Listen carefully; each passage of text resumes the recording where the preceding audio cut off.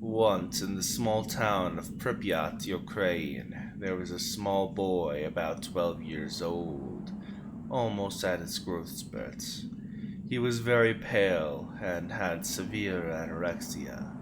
He didn't like going out during the day and only went out at night to play.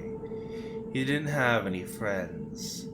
The only people who liked him were kids younger than himself.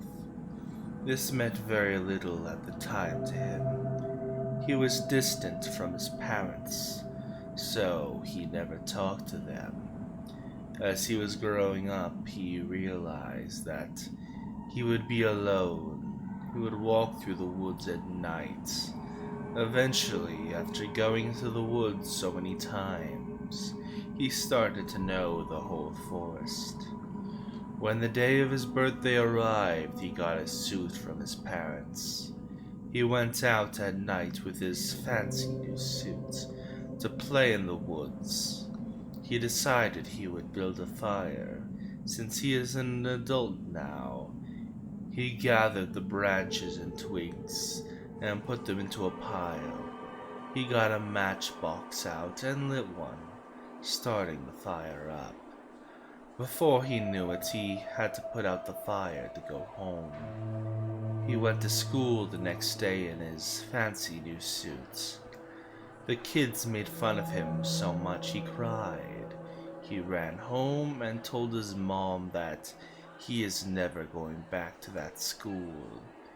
His mom said, just because some people don't like you doesn't mean you can skip school. His mom took him back to school, still in the same clothes.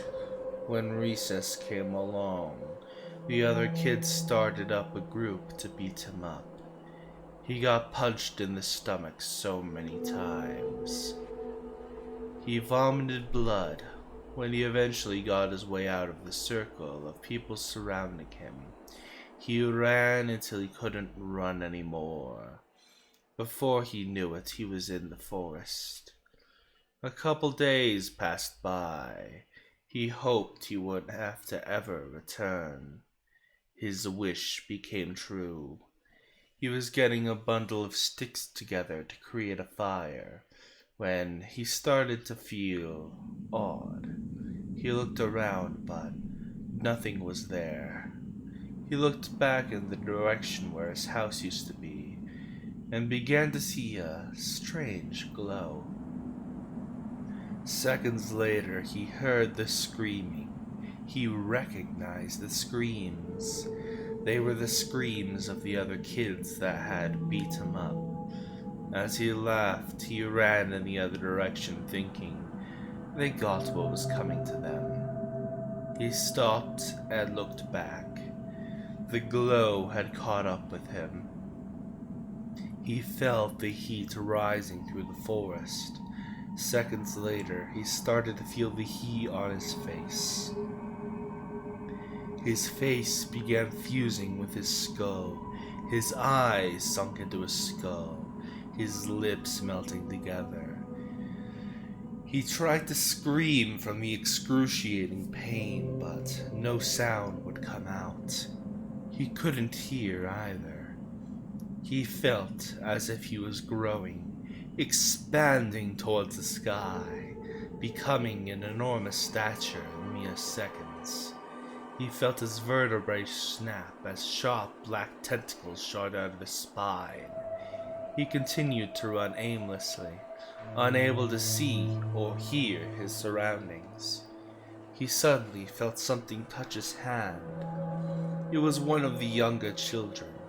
The child wasn't afraid of his deformed body. The child stopped him, grabbed his hand, and walked him to the gate of the woods. He remembered the fence. He stopped and remembered his mom say, "You must never go past the fence of these woods." The child tugged on his arm. He put his head in the other direction.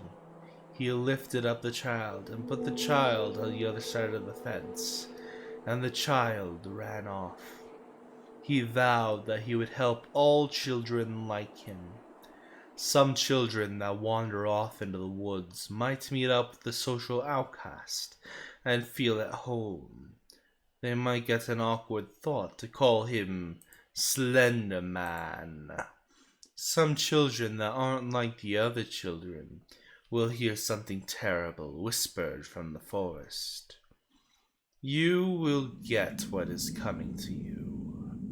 All around the area of the forest, children go missing, and no one in the town will go into the forest, nor will they admit that he exists.